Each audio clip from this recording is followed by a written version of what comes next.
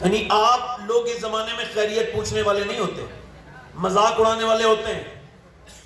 وہ زمانہ ختم ہو گیا جب لوگ سنجیدہ ہوا کرتے تھے۔ اب تو کوئی پریشان ہو تو اس کے مذاق اڑاتے ہیں، رو کے سنتے ہیں، ہنس کے اڑاتے ہیں۔ کوئی پریشان ہو اور خیریت ہے، میرا بس چلے تو میں خیریت پوچھنے کو ہی بالکل بین کرا دوں کہ جب آپ کسی کی مدد نہیں کر سکتے تو خیریت پوچھ کے اس کی مذاق کرنا چاہتے ہیں۔ جب کوئی آپ کو بتائے میں پریشان ہوں، آپ اس کا فون نمبر بلاک لسٹ میں لگا دیتے ہیں، اس سے بات نہیں کرتے۔ عجیب دنیا کا نظام تو یہ ہے کہ امیر کے رشتہ داری بڑھ جاتی ہے اور غریب کی رشتہ داری جو ہوتی ہے وہ بھی ختم ہو جاتی ہے۔ سبحان اللہ سبحان اللہ۔ امیر کے رشتہ دار بڑے ہیں، ہمارے یہاں تو غریب اب مرے بھی تو اس کے جنازے میں لوگ نہیں جاتے، مالدار کے جنازے میں تو بڑی کثرت سے جاتے ہیں۔ حالانکہ میرے نبی فرماتے ہیں جب کوئی میرا امتی بیمار ہو اور ایک اس کو دیکھنے کے لیے جائے، فرماتے ہیں جب تک واپس نہیں لوٹتا نا، اللہ کے 70,000 معصوم فرشتے اس کے لیے دعائیں مغفرت کرتے رہتے ہیں۔ مسلمان کا جنازہ پڑھنے سے سارے گناہ اللہ معاف کر دیتا ہے، مگر ہم تو امیروں کے جنازے پڑھتے ہیں۔ تو اب اپنا حال کسی کو نہ بتایا کریں، یہ مذاق اڑانے والے لوگ ہیں۔ میرے شیخ سرکار سیدنا غوث العظم محی الدین عبد القادر جیلانی ارشاد فرماتے ہیں فتح الغیب میں، فرماتے ہیں سب کو حال بتاؤ گے تو بے حال ہو جاؤ گے، حال اسے بتاؤ جو حال بدل سکتا ہے۔ مولا کائنات نہج البلاغہ میں خطبے میں ارشاد فرماتے ہیں مولا علی کہ جب تک تو نے اپنی پریشانی کا ذکر کسی سے نہیں کیا، جب تک تیری عزت تیرے ہاتھ میں ہے، اور جب تو نے بتا دیا تو اب تو رسوائی کے دہانے پہ آ کے بیٹھ گیا۔ اللہ کی شکایتیں کرتے پھرتے ہیں لوگ، گرمی بڑی ہو رہی ہے، سردی بڑی ہو رہی ہے، زندگیاں گزر گئی لوگوں کی۔ مولانا روم کہتے ہیں یہ ناشکرہ شروع گرمی سے ہوتا ہے، اس کی شروعات گرمی پہ، گرمی بڑی ہو رہی ہے، پھر یہ جب سردی آئے گی تب بھی سکون سے نہیں بیٹھے گا، اب یہ کہے گا سردی بڑی ہو رہی ہے، سردی بڑی ہو رہی ہے، حالانکہ اس کے کہنے سے کوئی فرق نہیں پڑے گا۔ پھر جب سردی ختم ہو جائے گی، برسات آ جائے گی، یہ تب بھی سکون سے نہیں بیٹھے گا، اب یہ کہے گا برسات بہت ہو رہی ہے، یہی کہتے کہتے مر جائے گا۔ غوث العظم فرماتے اللہ کے موسموں پر اعتراض یہ اللہ ہی پر اعتراض ہے۔ مدینے میں ایک مرتبہ ہوا تیز چل رہی تھی، ایک صحابی نے کہا ہوا بہت تیز چل رہی ہے، حضور نے فرمایا یوں نہ کہو کہ ہوا تیز چل رہی ہے، بلکہ یوں کہو میرا رب چلا رہا ہے تو ہوا تیز چل رہی ہے۔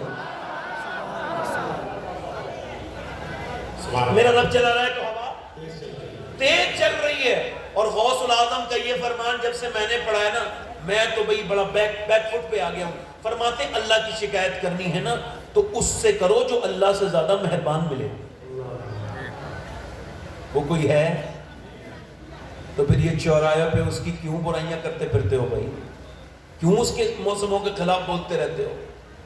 عیسیٰ علیہ السلام نے دیکھا ایک آدمی کو کوڑ بھی ہے، آنکھوں سے اندھا بھی ہے، پیروں سے لولا بھی ہے، فالج زدہ ہے، مگر کہہ رہا ہے اللہ تیرا شکر ہے مجھے بڑی بیماری نہیں۔ حضرت عیسیٰ اس کے قریب گئے، بتایا نہیں میں عیسیٰ ہوں، کہنے لگے بھائی تجھے کون سی بڑی بیماری نہیں ہے؟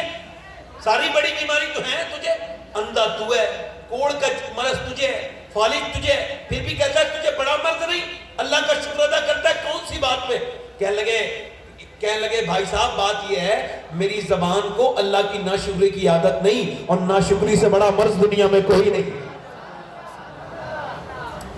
سب کچھ ہونے کے باوجود نعمتوں کا ادراک ہی کوئی نہیں۔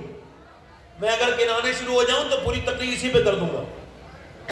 ایک بات ہی بتا رہا ہوں آپ کو، آپ اپنی مرضی سے انسان ہی نہیں بنے، اللہ نے آپ کو اپنی مرضی سے انسان بنایا۔ اور نہ آپ جب پیدا ہوئے تو آپ کو شعور تھا آپ کیا بننے آ رہے ہیں، کیا بن کے پیدا ہوئے ہیں۔